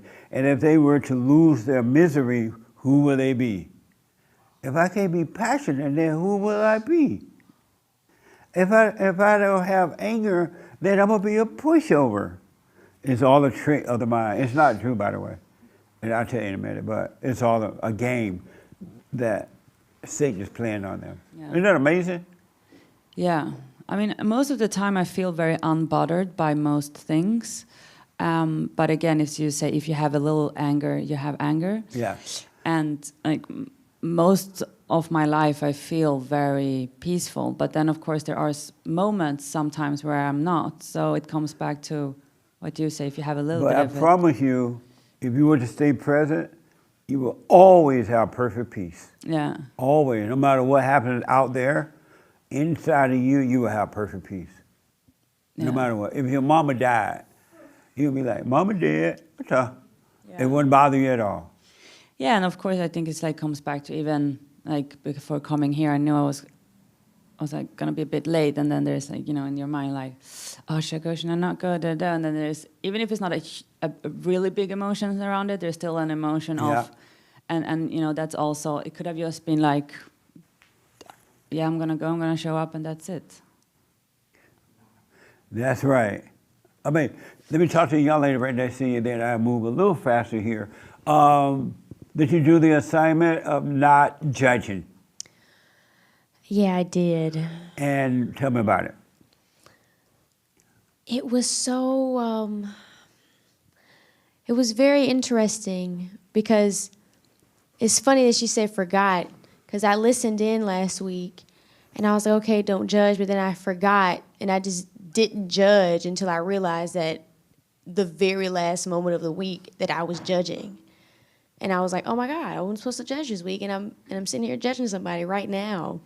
And then I started to judge myself for judging. Yeah. But yeah, I just it's something I'm still working on, because I'm finding that it's easier not to judge myself, but it's a lot harder to like not judge others. Everybody's like that. It's easy to judge somebody else and not judge yourself, when you really need to be looking at yourself and not other people. And so what was it like not judging, the moment you didn't judge? It was so smooth. Yeah. Because I was just so unbothered by what other people were doing. I was like, oh, okay. Like, yeah, sure. And so you said sometimes you judge yourself though, right? Sometimes, yes. And who are you? Who am I? No, who are you? And if you're black, who is you? Well, I mean, I am me. I don't know. Then how do you know you're judging yourself if you don't know who you are? Well, I know I'm judging myself because Who is the self you're judging? I guess I'm judging not necessarily myself, but what I was doing. If What? that makes sense. Like No. I'm judging the action of what I was doing. But how are you judging yourself though? Well, I guess to get to it, I'm not sure. And who is judging the action that you took or whatever you did? Who was making that decision? I mean, it definitely wasn't me. Who was it? I know that. It was definitely the devil. And so why do you say you judge yourself? I don't know. I guess I'm speaking out of term. But I just know it happens, and I let it happen. And why? I guess because I'm just in hell sometimes when that happens, when I let the thoughts kind of like, you know, surround me with judgment, and I feel like I'm judging myself, but I'm not. So it's just something I'm still Do you practice being present at all times? Yes, I do. All the time? Yes. Did you hear me tell Hake the other day on the show to be, y'all know who Hake is of the Hake Report? Do you know who he is? See that white guy over there? He has a show called the HakeReport.com. It comes on right after mine. So I said, and he's supposed to be a little homegrown Christian. So I said, hey, be present for 3 minutes. I said, stay out of your head for 3 minutes. And what happened? I got in my head. And why? Do you want to bring him the mic? Oh. Tell them what happened. The moment I said, hey, be present for 3 minutes, what happened? I felt like it was a test And so started to think about that. And then also I got carried off into my work, because you know when you get into work, you get distracted from the moment. And sometimes I'm focused on the wrong thing at work, when I'm at work. And let's say that you got distracted with the work. Why not snap out of that and come back to being present?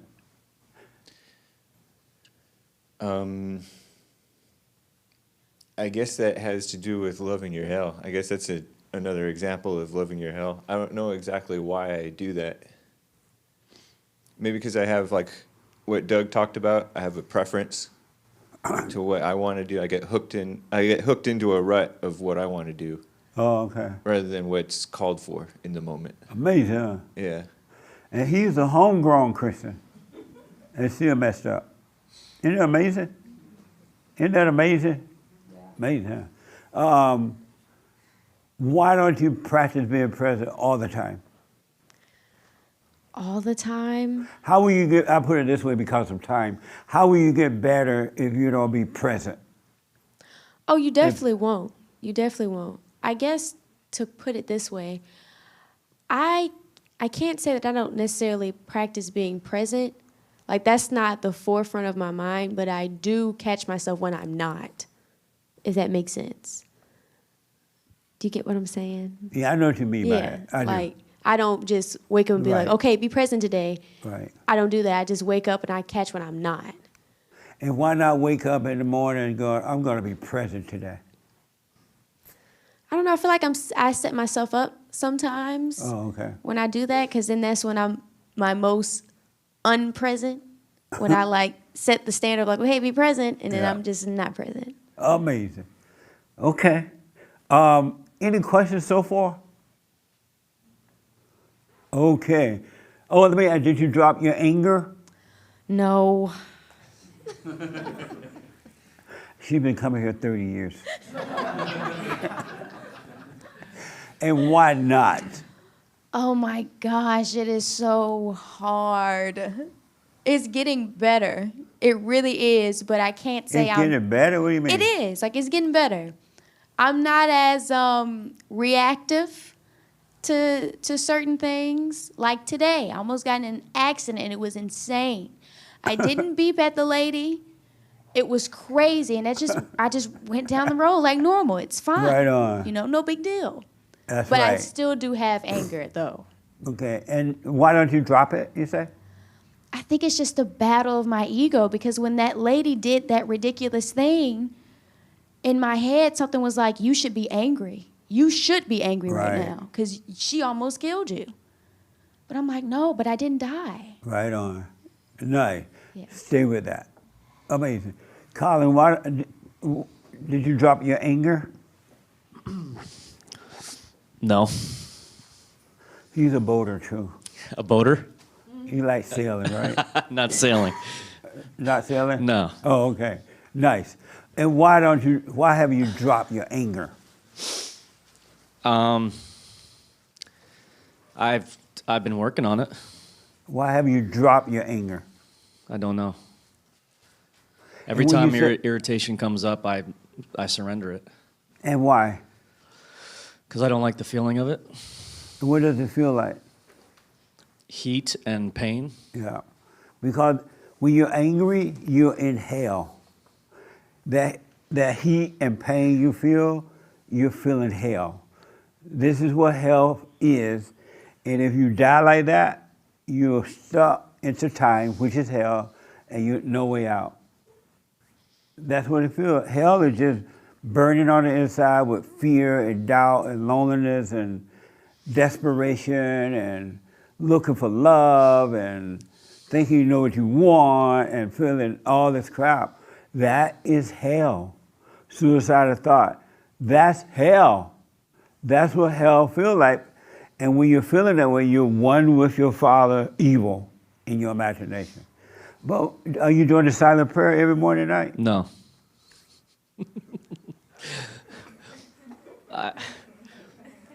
I've been using the escape method more often these days. And is it because you love your misery? Yes. Oh, you love your hell? Yes. Oh, right on. No. No what? No, that's not right on. It's not right on. It is right on. If you didn't love it, you would come out of it. I don't. There's parts of hell that I am very clear that I do not. You know, you like. love all part. Hell is hell. There's no part that you love and hate. I don't like anger. I don't like fear. Like if you didn't like it, you'd drop it. I do drop it. No, you don't. I witness it. I watch it, and I don't identify with it. I do. But you told me you didn't drop it. You still have it. There's other parts of hell that I still enjoy. What? There's other parts of hell that I still enjoy. But hell is hell. It's the same thing. Yeah, there's other forms of hell that I enjoy. I don't know, Joe. I have no idea what you mean by that. Give me an example of what you mean. Lust. Oh, you love lust? Yeah. You know, Alice agreeing with that. Understandable. Right on. Yeah. Amazing.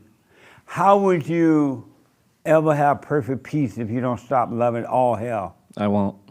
And you'd rather not have perfect peace? It's an internal battle. I do intellectually want internal peace, yes. Intellectually, it's not going to get you. I know. I'm just not done with it. For some reason, I'm not done with it. So, do you do the silent prayer? I haven't. You said no, you don't. Huh? Not lately, no. Oh, okay. All right, well, stay in your hell. I know. Amazing, huh? Isn't that like amazing? That's like amazing. You don't have to live in hell. You can have perfect peace right here on earth, not being bothered about anything that happened in your life, dealing with situations, but not being bothered, and you choose hell. Yes, it's easier. It seems like it's easier to be in hell. Oh, hell is easier? Yes. Oh, really? Yes. Okay. To overcome hell is painful, and I keep putting it off. And what's painful about overcoming hell? You have to sit with the feelings and do nothing with them. Really? Yeah. And who are you? I'm the one that watches these I'm the observer of feelings and thoughts. But are you the observer? Yes. You're not. No. Mm-mm. Seems to be like that. No. You can't make yourself see your hell. Okay. So who are you?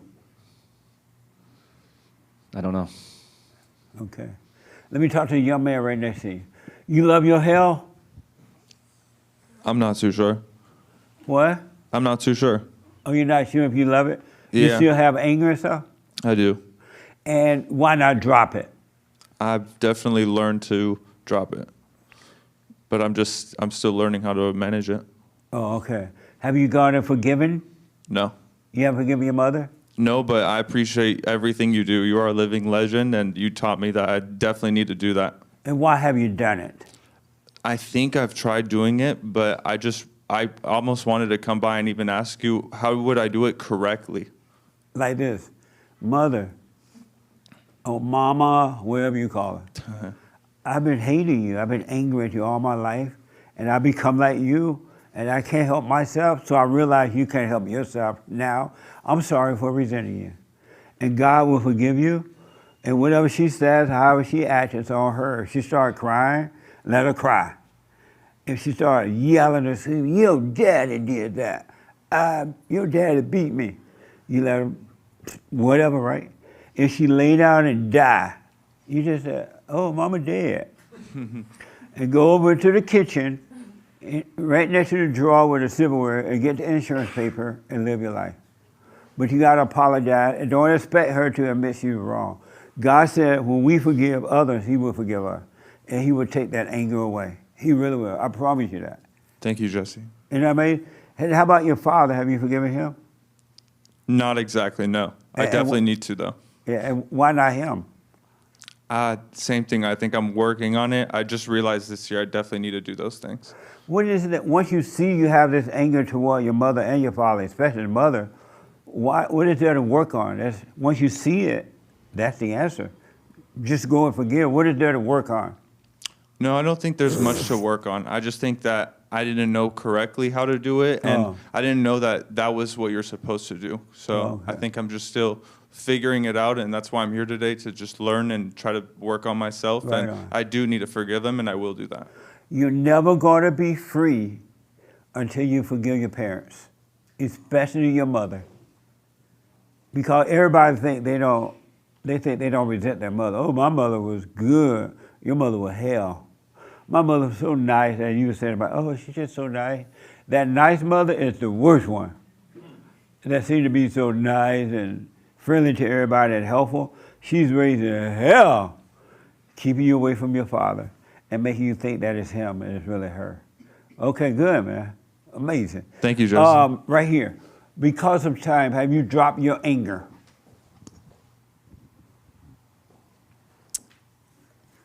I guess I would say no, but what I would say is I'm more aware now. So if I do feel anything, I can see it. And how do you know you haven't dropped it? I don't know. I guess sometimes I can feel it, or I can feel it. And why not drop it? I don't know. What would that look like? Paradise. Well, of course, but what would it look like to drop it? Paradise. How would you drop it? Good question. By forgiving Oh. and then staying away from thoughts. Okay, well, I've forgiven. I'm sorry? I've forgiven. I guess now it's just when I'm aware of my thoughts, so yeah. Have you forgiven your mother Yes. and your father? Yes. And so why do you still listen to thoughts? I'm not sure. I don't know. Are you doing the silent prayer? Yes. Morning and night? Yes. And so now all you have to do then is just be aware of that Right. and practice being present all the time. That's right. Yeah. That makes sense? Yes. Any questions about anything? No questions. Yeah. Because if you don't drop that anger, it's going to be impossible to have perfect peace. Mhm. You know what I mean? Yes. Yeah. Mhm. Any questions? No, I don't have any Any questions. disagreements? No, not right now. All right. What is it like for you knowing that Satan is the woman's God and the God above is the man's God? What is that like for me? Yeah. Knowing that Satan is your God. I don't know. It doesn't make me feel any type of way. You glad to know Satan is your God? No. I don't know. I just don't feel anything about it. Nice. You glad to know about it? Yes. Nice. Did you know Satan was your God? Yes. See that? Did you know Satan was the woman's God? No. Are you a Christian? No. Oh, good. You're an atheist? No. You're a Buddhist? No. You are Allahu Abba? No. What are you? I don't know. Are you Still figuring it out. Right on. Yeah. Good. Very open-minded though. Right on, man. Yeah. That's good. Okay, I got to move a little bit faster. Amazing. And I'm trying to get through the homework. Clarence Jr. He looked just like my friend's son. He even got an afro like that. So have you dropped your anger? I have not. And why not? I don't know. I just feel like it's a difficult thing to do. I observe it. I try my best, but sometimes situations get the best of me. Have you forgiven? Yes, I have. You forgave your parents? Yes. How did that go? A little bit of crying. Who was crying? My mother. You know when she's crying, she's lying, right? Amazing. But she admitted it. She admitted that she made mistakes. She tried her best, and Right on. let's go forward and work on ourselves. And how about your father? My father is not in my life, so I mean, I've forgiven him mentally, but he's just he could be Clarence, so who knows, right? So, Right. Yeah. Clarence is down in Georgia. I'm gonna call down there and ask him, do you have a boy up here in LA? And you know, black people got babies everywhere. But and so are you doing the silent prayer? No. Periodically, I would say. That means no. periodically. Why not commit to the prayer? I would say, I guess the life gets the best of me. It's an excuse. I definitely should do it more. I just get wrapped up in life and end What up. do you mean life get the best of you? Meaning that there's so many different things on my mind, different things to do, pursue, that, sometimes it takes a back seat. Amazing. Yeah. But if you did the prayer, life can't get the best of you. For sure. It's only getting the best of you because you're unconscious. Exactly. Yep. You know that? Yeah, I do. Yep. And yet you won't do the prayer? It's something that I'm fighting myself on, I guess you could say. And who are you? The perfect answer is I'm nobody, right? I'm no one. And you've heard me say that, but what does that mean? I would say my opinion of it is don't grasp on to ideas and other people, other things, and just be whole and focus on what's ahead instead of the So why are you different doing identities. that? I guess, like you said, internal battle. It's something that each day I'm trying to get closer towards and work on and level myself But how up. will you get closer to the overcoming that if you don't do the silent prayer and be aware? Yeah, it's a good question, and yeah, it's something that I have to ask myself more and more to, get to that point. I agree. I get what you're trying to get at. No. How will you overcome this internal battle if you don't stay present? You won't. You won't. And you love your hell too? No, I wouldn't say I love it or I hate it. I would say it's just something that I'm going through, to be Well, honest. you must love it. You won't let it go. Yeah, I mean, I don't know. You could say maybe in the back of my mind, maybe I do. But from what I understand, it's something that, I'm just indifferent about. And it's something that I try to look at each day to get a better understanding of myself. That's crazy, man. Yeah.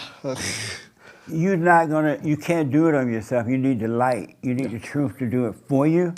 And unless you stay one with the truth, you won't have any help to overcome the darkness. Okay.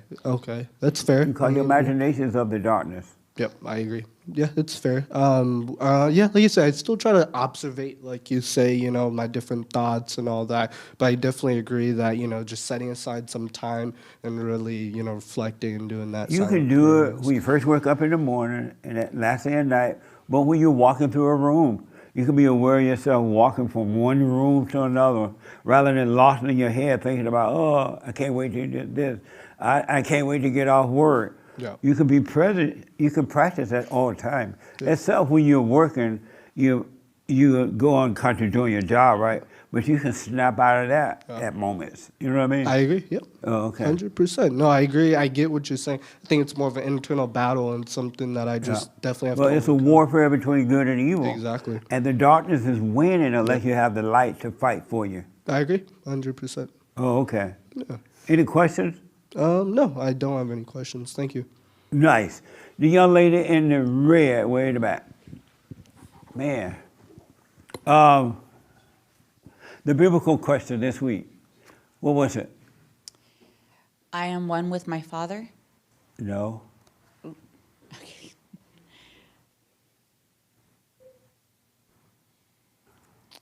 Okay, I thought that's what it was. What? I thought that's what it was.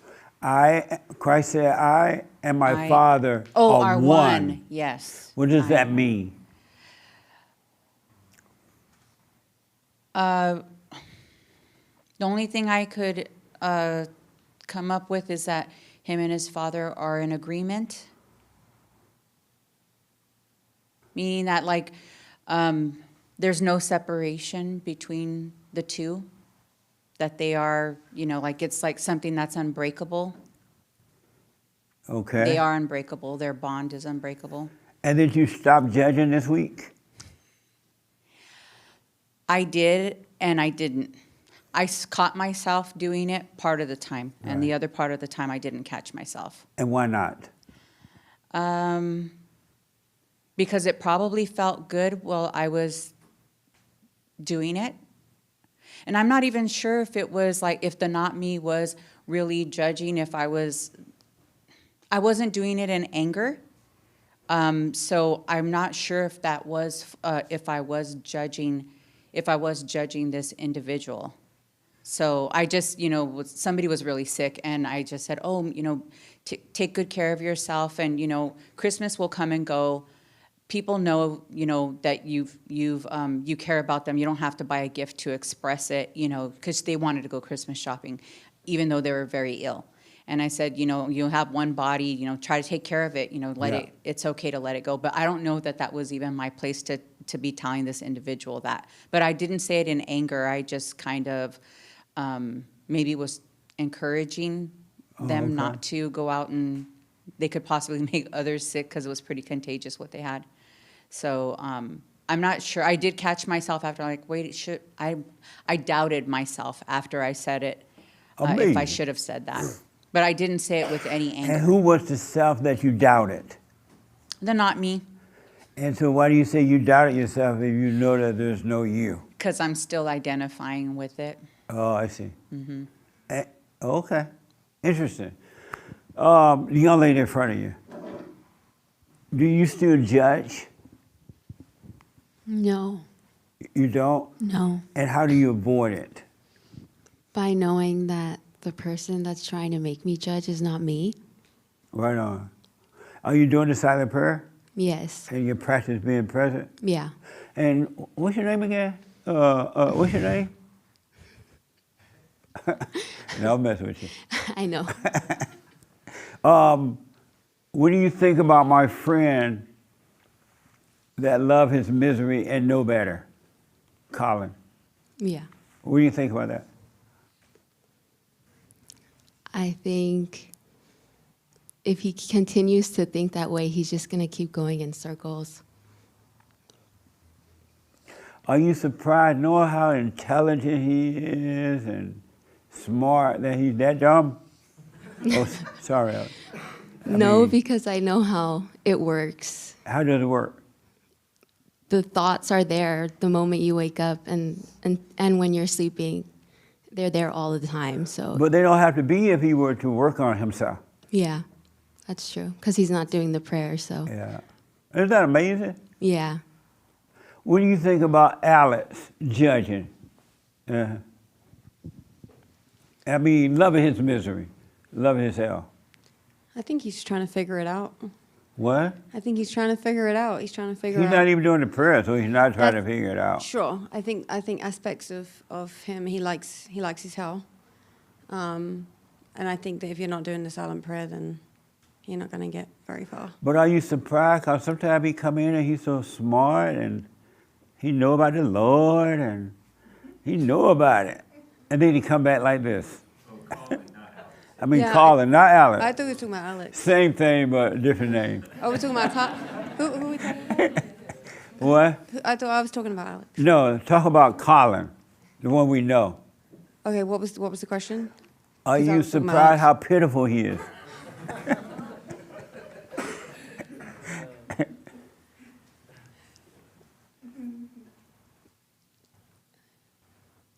I don't know. I think, again, as I thought I was talking about Alex, if he's not doing the silent prayer, then... No, but Alex don't know. His friend didn't tell him. This is the first time hearing about it. But Colin's been coming for a while. He knows better. Then he just got to suffer. He got to suffer? Yeah, until he decides to do differently. Oh, okay. And so do you still judge? Yeah. And why? I'm at the point now where I'm catching myself and I'm judging less, but I wouldn't say I'm judgment free. Okay. I'm still judging. Do you believe you can live a life without judging? For sure. Oh, okay. Yeah. Are you doing the silent prayer and everything? Yes. Nice. Okay. I wish I had more time, but I can move forward. The young lady right behind you wanted to tell me why she stopped judging and how she stopped. I judge Kat for judging. What? I judge Kat for judging. Amazing. Why don't you stop judging? I've stopped a lot. Why not completely? It's very interesting once you overcome judging and then you notice others judging and you're looking at it from the outside and then you're noticing that they're doing wrong, so you judge them. So that's where I'm at right now, where I'm working on overcoming that. Oh, okay. Yeah, Amazing. and as I do the silent prayer, like I judge less. I'm more aware. If I forget, if I'm running late, then I'll be unconscious until I come back to consciousness later through the day. Nice. Okay. I'm in a little rush here, so I'm sorry about that. I got to talk to the psycho lady for a minute. Is this a psycho lady? The crazy lady. Crazy lady. Do you still judge? What you doing, crazy lady? I just don't want to pass germs. What? I don't want to pass my germs to anybody. Oh, you sick? If I have, no, I don't know. But if I have anything, You don't know if you have any germs or not? well, I mean, we You're all not have germs, sick or right? anything. No, we all have germs. Look It's at the crazy lady. What are you doing? I'm using the tail of my dress because I was gonna grab a For Kleenex. the audience, she got her dress up like this with the mic wrapped around it, and she's leaning over and talking. But it's a long dress, long. It's a long, long dress. Okay, crazy lady. That's why, yeah. Oh, you still judge? No, You stopped? yes. How did you stop? By letting the thoughts pass, not being entertained by the thoughts, because when I'm observing, I started to notice that I was getting enjoyment by observing them. And I'm like, whoa, you're getting something from it, being entertained. So now I'm just, and Okay. Amazing. You can put your dress down now. thank you. Amazing, huh? You never seen that in church. Alice, last word, and then I have to end. Alice, you still judge? I hate to say it, but yes, I do. And why? I'm probably the harshest critic of myself. And why? Because I fall short of the glory of God, I believe. What? Or something like that. I don't know. Just or something like that. Why not just stop? Because I make mistakes, and there's so many mistakes I make this week that I just really get annoyed by it. But if you stop judging, you won't make mistakes. What? Wait a second.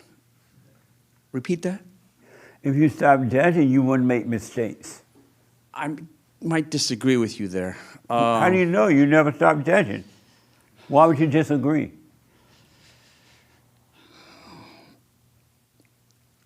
Okay, if you stop judging, you won't make mistakes. Right.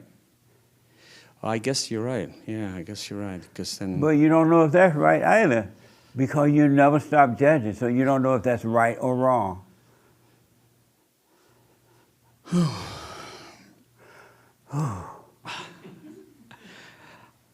Jeez. I just made some real bad mistakes this week and just drove me crazy. Because you're unconscious. You inhale.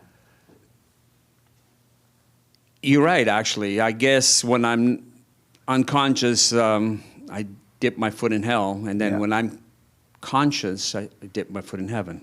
Yeah. Okay. You still have a girlfriend? Yeah, I seen her on Christmas. Oh. She's in a wheelchair? No, she's not in a wheelchair. All right. Thank you, buddy. No problem. Yes, Doug. Yes, Doug, what? You still judging? It's funny you say. Funny you should ask. I remember you said something about don't judge with your eyes, don't judge.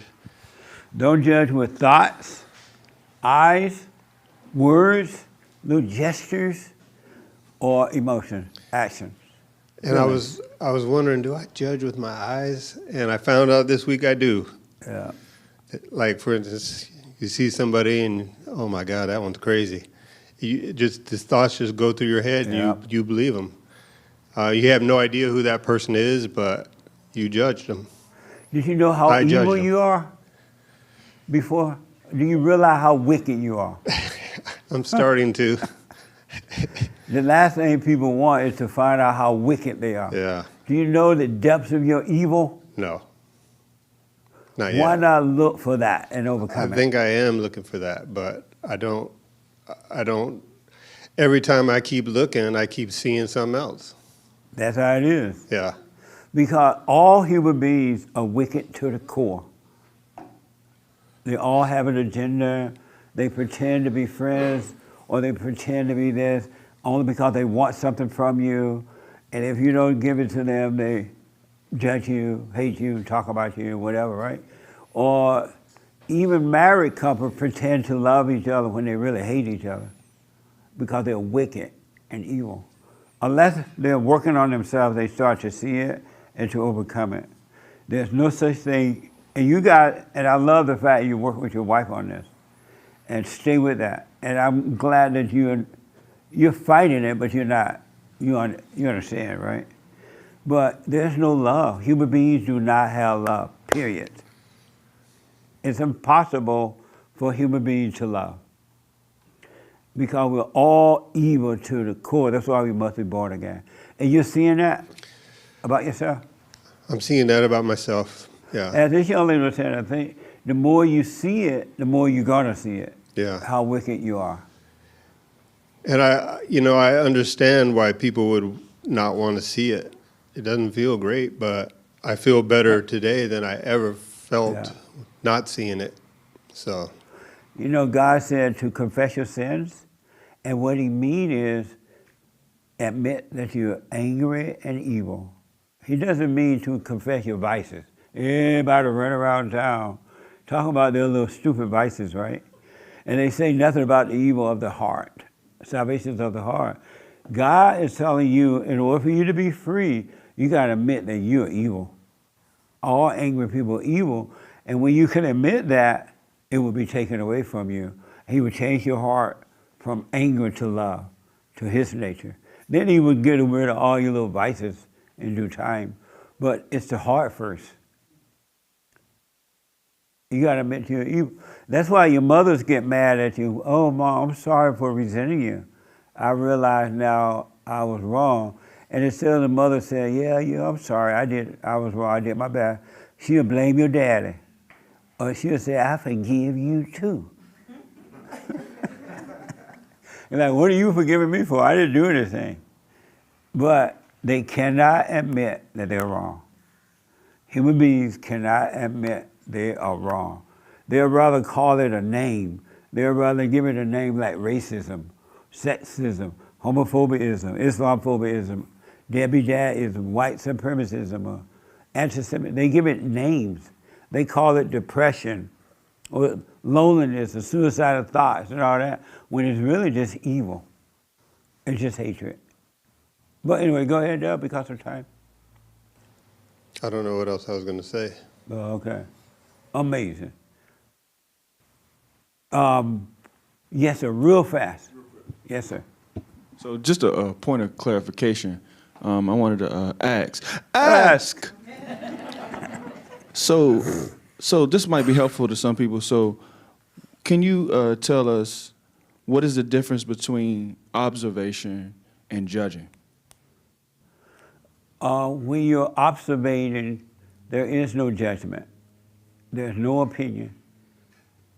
And you're blind. You're not, when you're observing without opinion, you're seeing clearly. But when you're judging, you're not seeing clearly at all. Zero. You're in the darkness of your imagination. And you're not seeing the truth, you're lost. All right? Good question. Any question anybody about anything, especially new people, anything you've heard here? Yes, sir. About the biblical question, I want to answer it. Christ said, my Father and I are one. What did that mean? To me, that means that everything that Jesus said was exactly what God said, but they're not the same. Some people use that verse they use that as proof that Jesus was God.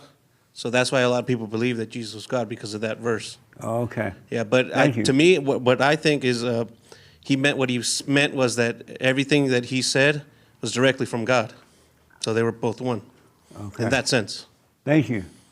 To follow up on that, when Jesus said, my Father and I are one, he was saying that The same spirit that my Father have, I have it too. Everything my Father know, I know it too. Because my Father and I have the same identity, the same nature, which is the nature of perfect love and perfect insight. But and he was saying that so you would know that you can have it too. You can have the same, you could be into the same nature that Christ had and have, you can have it too right here on earth. You do not have to wait until you die. You can have perfect insight, perfect peace, and have a perfect life right here on earth. But you must overcome the anger. You must be born again. You must become aware of the thoughts, and that all thoughts at all times are all lies about anything. No such thing as a true thought. And every time you believe a thought, you're worshiping the devil. You and the devil are one. You're agreeing with evil because Satan lives in your mind, and he has no power, he has no authority, he's been defeated. But you believe him, and because you believe him, you become one with him, and you start acting like him. Fear. Fear controls your whole life. Everything you do it in fear. Oh, if I don't smile, they're gonna think I'm mad. Or if I don't do this, he or she gonna think I don't love them. If I don't do this, you're living in fear because your nature is one with Satan and not with God. But I promise you, if you were to practice being present, that would change automatically. Your mind will be clear. It will be cleared up, and the demon and all his little spirit will leave you. Because demons live in human beings. They live through human beings. That's why human beings are so evil. They're wicked because they have agreed with Satan, and they have one nature with the devil. And so look how human beings treat each other. And they make up excuses about it. Excuses, right? Human beings do not love one another. We're supposed to love one another. We're supposed to love our enemies. You don't love your enemy. You love your so-called friends. And you definitely don't love your enemies. You don't love yourself, in all honesty, because if you love yourself, you would never judge. There is no self to judge. There is no you. It's all thoughts. You think there's you, and there's no you. You got to overcome the thoughts, and you'll have perfect peace. But you got to overcome the thoughts, and you're not going to overcome the thoughts until you stay present. You got to stay present instead of being lost in your head, walking down the road, or you're driving down the road. You're so busy about thinking what's going to happen when you get there that you don't realize you're driving down the road. Next thing you know, you're ready to park. You don't even know how you got there because you're unconscious. You don't need to be unconscious. You don't need to be. You don't need to be. Satan is a liar. He's been defeated. And he made a promise that everything God does, he's going to imitate it. He's going to pretend he's God. Look at the people who read the Bible. They read the Bible up and down, in and out, upside down, quote the scripture, and yet they don't have perfect peace. They're unhappy, they're lonely, they're sad. And you shouldn't be wanted for anything. I told you this, you're not to want for anything. And what did you do? You wanted for everything. You shouldn't want for love. You shouldn't want to be liked. You shouldn't want to be a part of a group. Matter of fact, I urge you not to be a part of a group because the group is never looking for salvation. The group are not looking for the truth. They just validate each other in their misery. Oh, I'm a drunk. That must be okay because my friend is a drunk too. Or they said it was fine, right?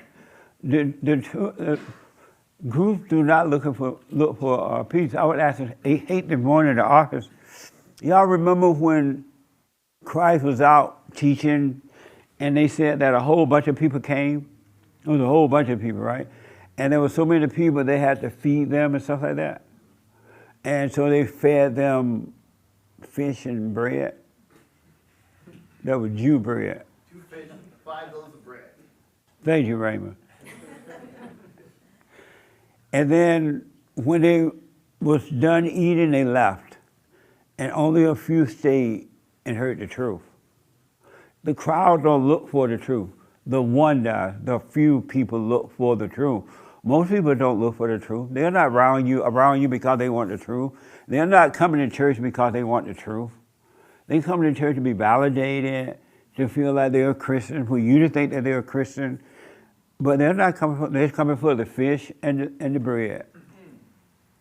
They are not coming for the truth. The truth does not exist with the crowd. The truth is never, never, never, never, never exists with the organizer or the organized. You got to learn to stand alone. Because if you can't stand alone, you're in hell and you never will be happy.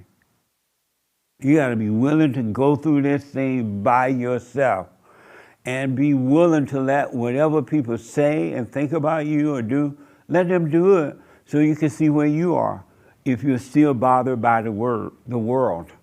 Christ came not to condemn the world, but for us to overcome the world. And you can overcome the world. So, but you got to get serious about your life. There's no reason to be passionate. Sound like Oprah. Sorry. Oprah gave away a few cars. Oh, everybody get a car. Yes. I'm so passionate. I'm going out to get me a job. I'm going to get me an education. I'm going to get a degree. I'm going to get me a white, beautiful, blonde wife. I'm only saying blonde because you white. If you were black, I would be saying a fro. All right? But drop the passion. Don't ever compete with anyone. Don't try to be like anyone. Speak up, but don't resent. So your assignment for this coming year is this whole year. And I promise you, if you do this, you're going to be free. You can't change yourself. The Spirit of the Father will change your mind and give you a new mind. I want you to practice, encourage you to practice being present this whole year coming up. That's the assignment. Any questions about that? Any questions about that? That makes sense? Okay. Anything you've heard today or that you doubt or disagree or want to know about? No, I've worked a lot to think this way. I mean, what you're talking about, with different words, but that makes sense to me. Yeah. And how about you?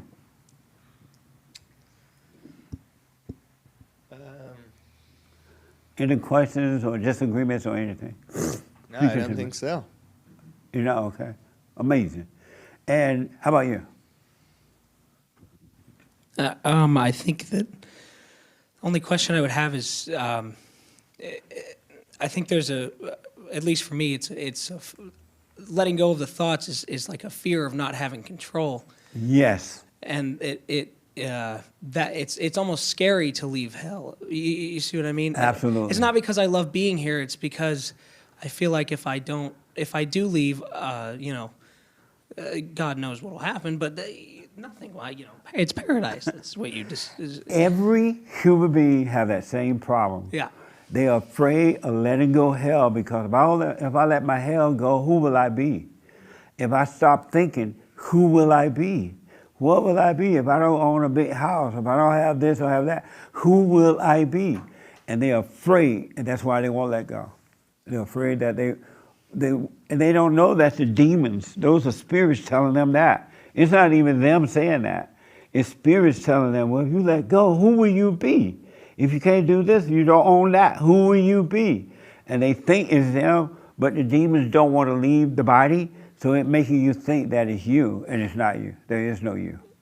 It's as if they tell me that the thoughts are saying that if you don't think, right, they're making me think that I need to think. Yeah. That's the strange thing about it, is because what I'm thinking about is not, I want this or that necessarily. It's more like, okay, what was I thinking about? It was important. I'm sure there was something important that I was thinking about.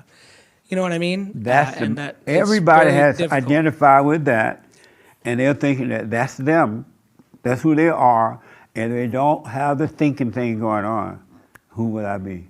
But I promise you, until you're never gonna know paradise, you're never gonna get to heaven until you go through the hell. Stop thinking. When you stop thinking, you have paradise. You have heaven. But you gotta stop thinking. There's no thinking in heaven within. Stop thinking, and the devil doesn't want you to do that. But you're never gonna know God until you stop thinking about him. And then you know him. But you gotta stop thinking. And the devil doesn't want that to happen. And he's like screaming out, who will I be? Who would I be if I stop thinking? What he's saying is, I'm gonna have to leave you. I'm gonna have to leave your body. Don't do that. I need to make a home in you. He lives as a human being, but he pretend to be you. Isn't that amazing? Everyone. That's why it's hard for people. When I say drop your anger, if you knew that you were not your anger, if you knew that you are none of those things, you'd drop the anger just like that. But you think it is you. You think, well, if I'm not angry, I'd be a wimp. The wimp is the one with the anger, because you can be controlled. You can make an angry person feel good or bad. You got control of them. When you don't have anger, you cannot be controlled. Isn't that amazing? Yes. Good, man. Well, stay with it. All right? I will. Stay with it. Any question or disagreement? No, I don't think so. Was this helpful today? Yes. And are you going to stop trying to tick your husband off, acting like the Pope? Yeah. Yes. Yeah. And forgive so you can be free. All right. Do the prayer. Mhm. Any questions? Any disagreement? No questions. Was this helpful today at all? Very insightful. In what way? A little way that it helped. Say it one more time. Give me one little example of how it helped you that you hadn't realized before. I think that being present is a great thing to practice. Yeah. And I think that if you can unlock that, I think you have a really, really good life. Absolutely. When you go and forgive your mother and your father, it will unlock for you. Yeah. The light will come on. And just say, hey, I'm sorry for resenting you. They've done their best, right? But it wasn't good enough because they were blind too. And forgive them, and the light will come on. Do the silent prayer, and the rest will be easy. Will do. All right. Any questions about anything? No? Oh, okay. How about here? Any questions? No questions. I appreciate it. Okay. Any questions or disagreements or anything? No. All right. Oh, all the way from Texas, right? Virginia. Virginia. Yeah. Any questions? You came a long way. Any questions? None. Was this helpful today? Yeah. Nice. Well, I'm glad you came. I'm glad to be here. So the assignment is for this whole year coming up. You can start now, really. Practice staying present. And it's gonna be hard for you because of what you just said. If I'm not in my head, who will I be? All right? And stop calling yourself anything. Don't attach to anything. And I promise you, I'm promising you, I won't do it, but God will. You'll be free. You'll be fine. And you will overcome the world without you trying. Your mind will be renewed, and you will have an amazing life. But you got to overcome the thoughts. All right? Amazing. Merry Christmas. Nick, the anchor baby, any announcement? No. Nothing this week. How many days are we doing the shows this week? Monday and Tuesday. We'll be just live Monday and Tuesday. Okay, we're having live shows Monday and Tuesday, but after that we're off until the 2nd. We come back on the 2nd. We will be having fellowship on Sundays. We just won't be doing the radio show. All right? So Merry Christmas, be careful, and start working on you. Forget about the past. It doesn't exist. Do not think about the future. It doesn't exist. All you have is right now. And it's been, did y'all see Roseanne Barr show the other day? Yeah. Anybody see it? Oh, nice. I was on Roseanne's show, so check it out. Roseanne Barr. It was amazing. Roseanne Barr made me 3 sweet potato pies. And I'm like, you don't know how to make sweet potato pie? You're a Jew. But she made them like my mother made them. And she's a Jew. You ever had Jewish sweet potato pie? It was filled with kosher and everything. Whatever kosher is. I don't even know what it is, to be honest. But Merry Christmas. Check out Roseanne Barr show. It just aired this past Friday, I think. It's on YouTube and whatever, all right? Thank you all for your support this year. Don't forget to donate to Barn, rebuildingtheman.com/donate, or call 800-411-BARN. Work on you. Forget about the world. Work on you. You will not regret it. You will have perfect peace right here on earth. Merry Christmas. Merry Christmas, y'all. That was fun today. Thank you. So nice. Thank you. So just be quiet.